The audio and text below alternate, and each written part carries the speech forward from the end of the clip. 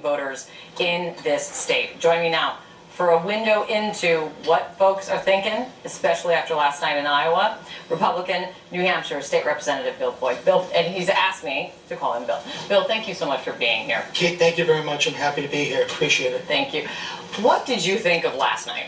Last night was very telling. It showed to me that conservatives in Iowa still resonate with President Trump's populist message, evident by the fact that he took 51% of the vote. He is one vote shy of absorbing all 99 counties in the state of Iowa, which is just amazing. Yeah. I think it's a testament to the ground game that he and his advisors and his team had in place in Iowa.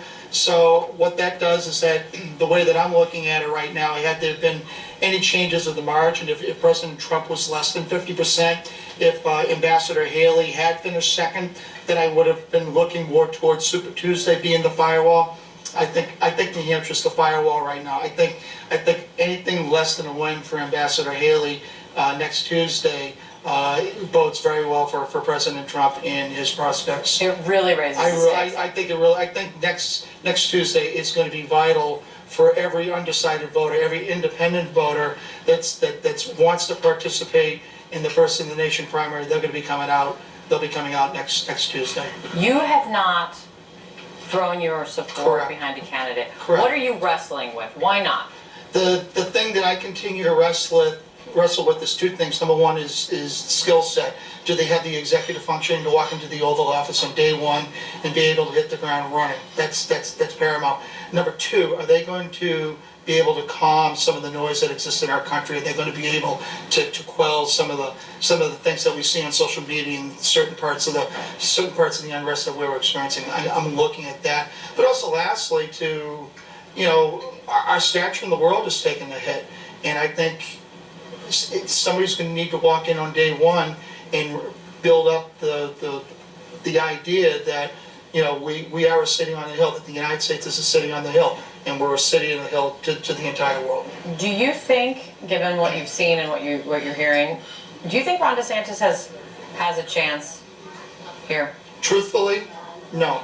And I think Governor DeSantis, unlike President Trump, Governor DeSantis has expended a lot of time, a lot of equity, a lot of money. He has people that I know that are working on that campaign have just been down and out, head down, pedal to the metal, trying to outreach to every single voter here in New Hampshire to galvanize the DeSantis message. And unfortunately, it's not playing here in New Hampshire.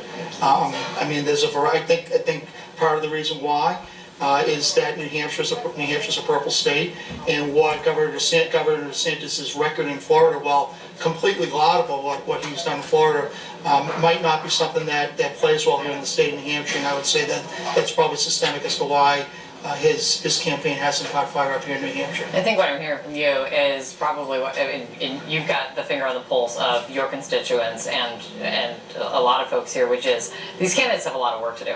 Nothing in New Hampshire is a surefire win, and these candidates, all of them, still have a lot of work to do, which is what we're going to see in the next week. What I would say is Ambassador Haley has had numerous town halls. Same with Governor DeSantis, Governor Christie. Yeah. When Senator Scott was in the race, Governor Bergen was making rounds. Hey, even Governor Hutchinson's still making the rounds at this day and age, and tactically. President Trump has used the big stage, the arenas, the opera houses that exist here in New Hampshire. He's used that particular forum as a way where, unlike the other candidates where they've been answering questions and the town hall format tends to be very organic, I would argue that President Trump really has wanted to hone his message, wanted to stay focused on making sure that his base knows that message continues to ring true, and hopefully bring along some independents and maybe some other disaffected voters in the process. We will soon see. A lot of work. We'll see what happens in the next just a few days now. It's good to see you. It's great to meet you. Thank you so much for your time. Thank you so much. I appreciate it. Thank you. And a reminder, do not miss the CNN Town Hall with